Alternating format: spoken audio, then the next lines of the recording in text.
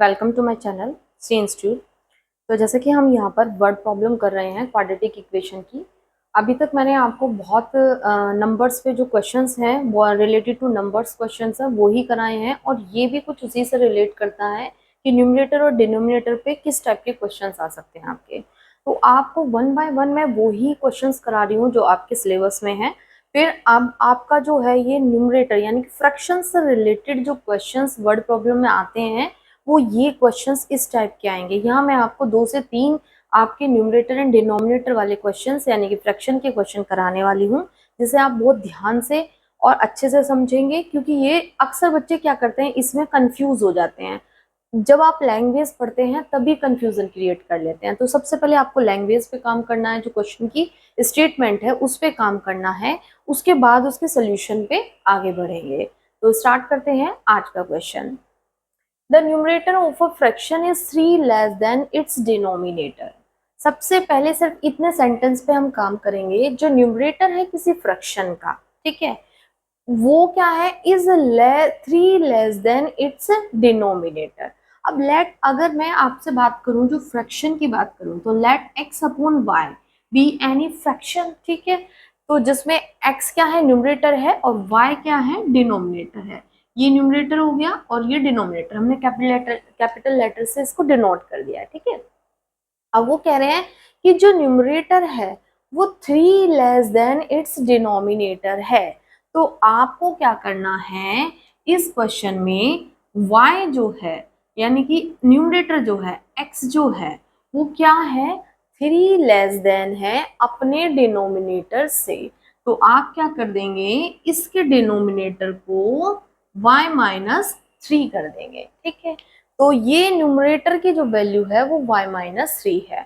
आप ऐसे भी ले सकते हैं, क्योंकि अक्सर आपकी जो क्वाड्रेटिक इक्वेशन है वो x में शो करते हैं हम क्वाड्रेटिक इक्वेशन, तो आप उल्टा भी ले सकते हैं इसमें। ये जरूरी नहीं है कि सेम आपको ऐसा लेना है, आप इसे y अपॉन x लेट कर सकते हैं, यानी कि ये न्यूमरेटर है ये डिनोमिनेटर है। अब अगर y की बात करेंगे तो y यहाँ से x माइनस 3 आ गया, यानी कि x क्या है, डिनोमिनेटर है, और न्यूमरेटर को निकालने के लिए डिनोमिनेटर्स में 3 आपको लेस करना होगा। इतना क्वेश्चन आपका खत्म होता है। अब आगे चलते हैं। If 2 is added to both the its numerator and denominator, अगर हम 2 को, अब जो फ्रैक्शन है, पहले फ्रैक्शन की बात कर लेते हैं, क्योंकि इतने स्टेटमेंट से आपका फ्रैक्शन बन गया। तो जो फ्रैक्शन है ये आपका न्यूमरेटर है, ठीक है, और डिनोमिनेटर आपका x ही है। तो फ्रैक्शन की अगर बात करेंगे, सो दी सॉल्यूशन के अंदर लिख रहे हैं हम, so the fraction will be x minus 3 upon x हो जाएगा, जिसमें ये आपका न्यूमरेटर है और ये आपका डिनोमिनेटर है, ठीक है। अब आगे करते हैं। If 2 is added to both its numerator and denominator, यानी कि अकॉर्डिंग टू क्वेश्चन वो कह रहा है कि अगर हम 2 को न्यूमरेटर और डिनोमिनेटर दोनों में ऐड कर देते हैं तो भाई फ्रैक्शन हो गया अब कुछ ऐसा, ठीक है, x minus 1 upon x plus 2। Then the sum of the new fraction and the original fraction is 29 upon the 30, यानी कि sum of the new fraction ये है, ठीक है, इसे आप कहेंगे न्यू फ्रैक्शन, ठीक है। न्यू फ्रैक्शन का सम किसके साथ, ओरिजिनल फ्रैक्शन ये है, ठीक है, this is called the original. कोई भी बच्चा इसे ओरिजिनल नहीं कहेगा, ये तो हम यहाँ से फ्रैक्शन को बनाने के लिए लेट करके चले हैं, ठीक है, कि हम फ्रैक्शन कैसे बनाएंगे। तो ओरिजिनल आपका ये है। अब आपने क्या करा, x माइनस 3 अपॉन एक्स किसके इक्वल रख दिया, 29 अपॉन 20 के इक्वल रख दिया। अब हम इसे सॉल्व करेंगे और एक क्वाड्रेटिक इक्वेशन हम यहाँ पे बनाएंगे इन दी फॉर्म ऑफ x, ठीक है, यानी कि वेरिएबल आपका x रहेगा, x की फॉर्म में यहाँ पे हमारी एक क्वाड्रेटिक इक्वेशन बनेगी। x के यहाँ से क्वाड्रेटिक इक्वेशन से 2 आंसर आएंगे, जिसको यूज करके हमें फाइंड द ओरिजिनल फ्रैक्शन, यानी कि यहाँ पे वैल्यू पुट करेंगे और ओरिजिनल फ्रैक्शन की वैल्यू निकाल लेंगे, ठीक है। तो पहले इन दोनों का एलसीएम लेंगे। देखो इन दोनों का एलसीएम जब भी आप लोगे तो सीधे सीधे इनमें कुछ भी कॉमन नहीं है, तो दोनों वैल्यू मल्टीप्लाई में यहाँ नीचे रख दो। X x plus 2। अब आपको क्या करना है, x प्लस 2 से इसे डिवाइड करना है। रफ में डिवाइड करके देख लेंगे, x x plus 2 upon x plus 2 divide करेंगे, इससे ये कट हो गया, आ गया आपका x।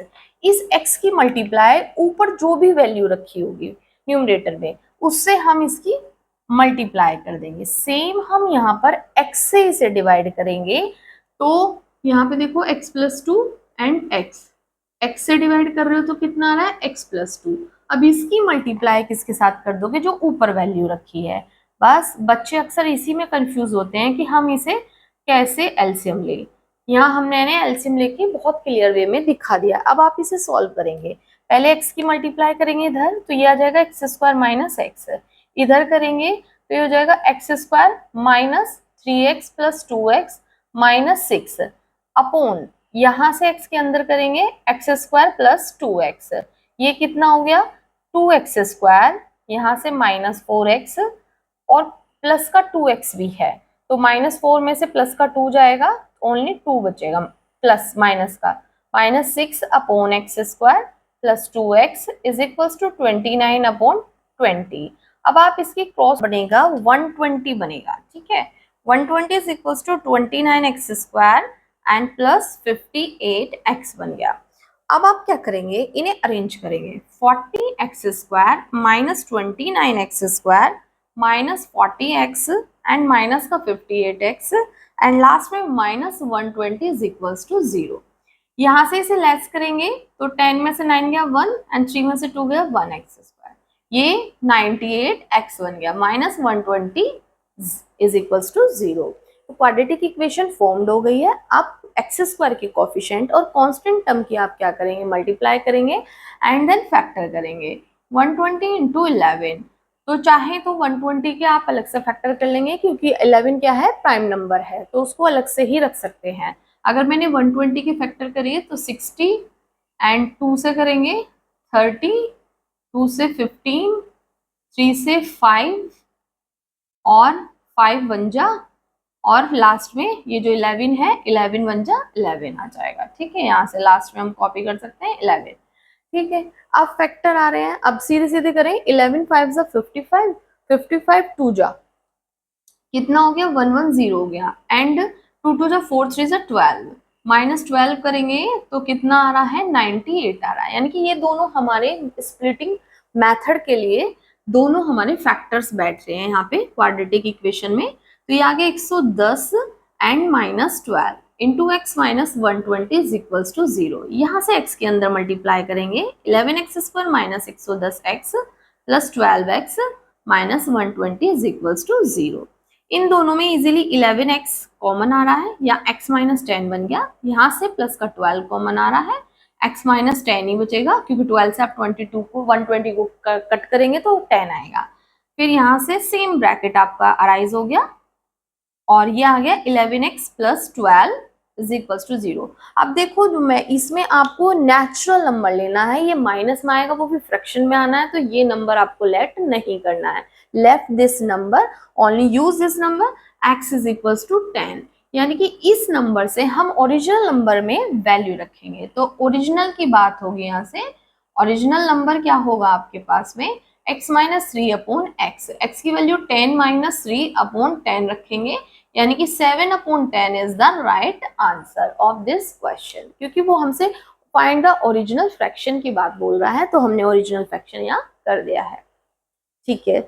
अब मैं इस टाइप के अभी आगे के और क्वेश्चन कराऊंगी, ठीक है, तो उसके वीडियोस भी आप देखते रहेंगे। जितने भी हार्ड क्वेश्चन आपको लग रहे हैं वर्ड प्रॉब्लम से रिलेटेड, जो भी आप चाहते हैं और भी हार्ड क्वेश्चन यहाँ पे आपको मिले, तो आप मुझे कमेंट बॉक्स में बता सकते हैं। जो भी स्टूडेंट नए हैं चैनल पे, वो like and share and subscribe जरूर करें।